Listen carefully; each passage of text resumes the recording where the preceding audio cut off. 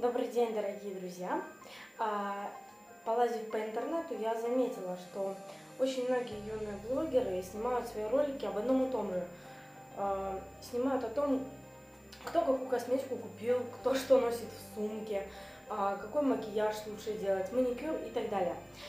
Я задумалась, наверное, это уже не совсем актуально, не совсем интересно. Людям уже надоело смотреть на одни и те же видео похожие. И поэтому я решила открыть новый проект «Путешествовать дома».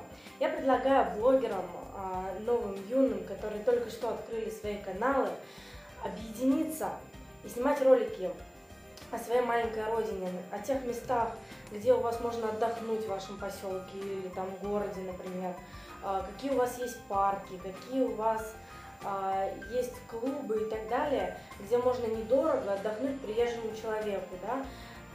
Мне будет очень интересно посмотреть все ваши видео. Присылайте на мой канал или в группу свои видео. Ссылку я оставлю под видео на группу. Я вас жду. Очень приятно будет с вами познакомиться. Пишите и снимайте свои видео, мы будем вас ждать. Спасибо.